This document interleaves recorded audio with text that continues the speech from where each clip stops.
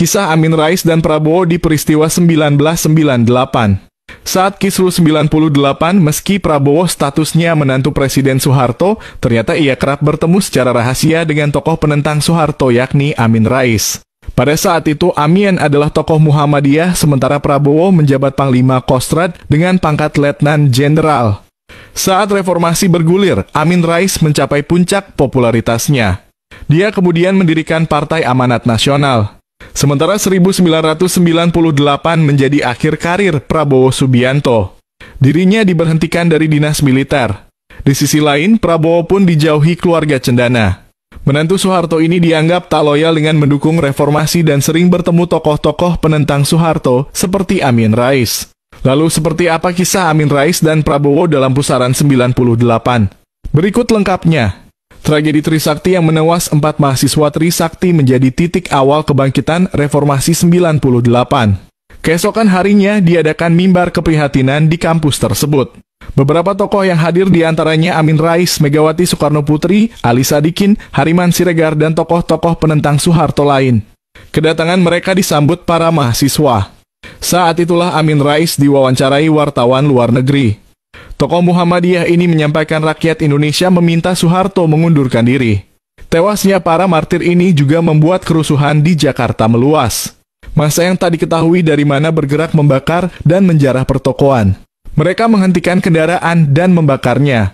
Jakarta mencekam kala itu. Asap hitam tebal membumbung ke langit. Pertemuan 14 Mei di Kostrad. Sekitar 50 aktivis menggelar pertemuan di markas Kostrad 14 Mei 1998. Amin Rais, Adnan Buyung Nasution, Ali Sadikin, Faisal Basri, Bambang Wijoyanto, dan Arifin Panigoro beberapa di antaranya. Mereka kemudian membentuk Majelis Amanat Rakyat. MAR menyerukan Soeharto untuk mengundurkan diri. Amin Rais meminta Soeharto lengser sesuai konstitusi demi kepentingan bangsa dan agar proses reformasi bisa berjalan.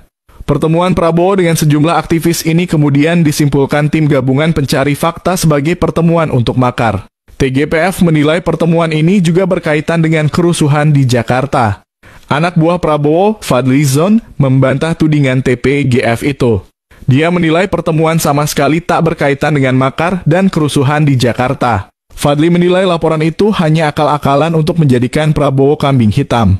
Saya hadir dalam pertemuan tersebut. Tuduhan merancang kerusuhan jelas fitnah besar. Pertemuan itu hanya silaturahmi dan diskusi tanpa rencana. Dilakukan malam hari 14 Mei setelah maghrib, digagas Adnan Buyung Nasution, Setiawan Jodi, Rendra, Bambang Wijoyanto, dan lain-lain.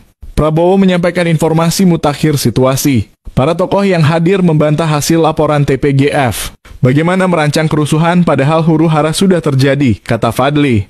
Lewat Prabowo, Amin Rais minta Soeharto mundur. Tanggal 18 Mei 1998, Amin Rais kembali bertemu dengan Prabowo.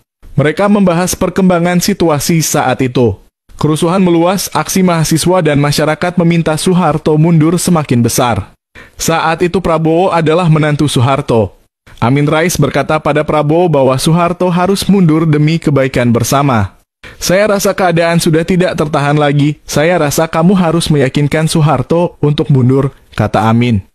Tak cuma Amin Rais, Prabowo pun menemui tokoh-tokoh yang saat itu dianggap berseberangan dengan Soeharto. Misalnya ke kediaman Gus Dur di Ciganjur, Jakarta Selatan.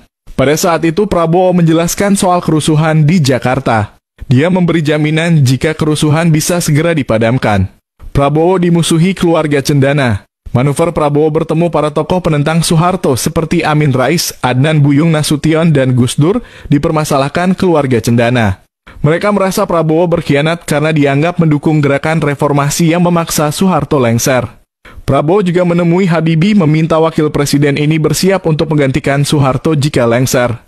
Soeharto rupanya mencium aktivitas Prabowo. Dia kecewa dengan sikap menantunya itu. Dalam sebuah pertemuan dengan para petinggi militer, Soeharto sama sekali tak menghiraukan kehadiran Prabowo. Prabowo pun sadar dia mulai tak disukai Soeharto. Puncaknya Prabowo diusir putri-putri Soeharto. Dia dianggap sebagai pengkhianat. Hubungan mereka memburuk sejak itu. Prabowo sendiri mengaku tak pernah ingin menjatuhkan Soeharto. Dia mengaku apa yang dilakukannya hanya bertujuan untuk meredam kerusuhan di Jakarta.